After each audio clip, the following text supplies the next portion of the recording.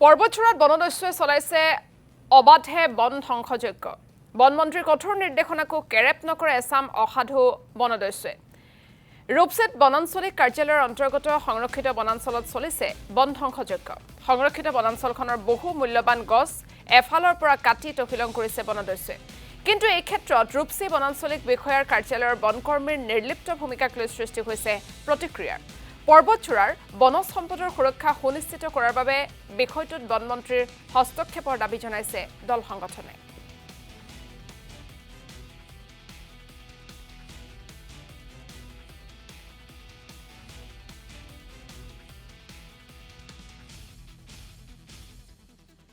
এই বন ধ্বংসৰ ক্ষেত্ৰত মই এইটোৱে ক'ম যে ইতিমধ্যে অসম চৰকাৰৰ যি আমাৰ বন বিভাগৰ মন্ত্ৰী আছে তেখেতে একদম সষ্টম হৈ আছে আৰু তেখেতে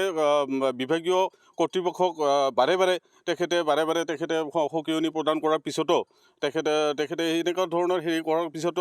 দেখা গৈছে যে ৰূপসী বনাঞ্চলত সংৰক্ষিত বনাঞ্চলত বন মাফিয়াৰ যি দপদপনি এতিয়ালৈকে চলি আছে ৰূপসী বনাঞ্চলত একেবাৰে মানে খালৰ বহুত ডাঙৰ খালৰ কুণ্ডাবিলাক বা গছবিলাক কাটি একে ছাইডৰ পৰা মানে তহলিং কৰি আছে তো গতিকে এই ক্ষেত্ৰত মই এইখিনিয়ে ক'ম যে আচলতে ৰূপসী যি মানে ৰেঞ্জ অফিচ আছে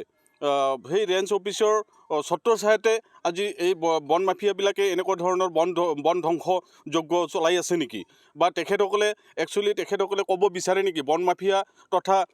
ৰূপসী যি মানে ৰেঞ্জ অফিচাৰ আছে ৰেঞ্জাৰ আছে তেখেতে আচলতে এইখিনি মেছেজ প্ৰদান কৰিব বিচাৰে নেকি অসম চৰকাৰক বা অসমবাসীক যে আচলতে অসম চৰকাৰৰ বিভাগীয় কৰ্তৃপক্ষ বা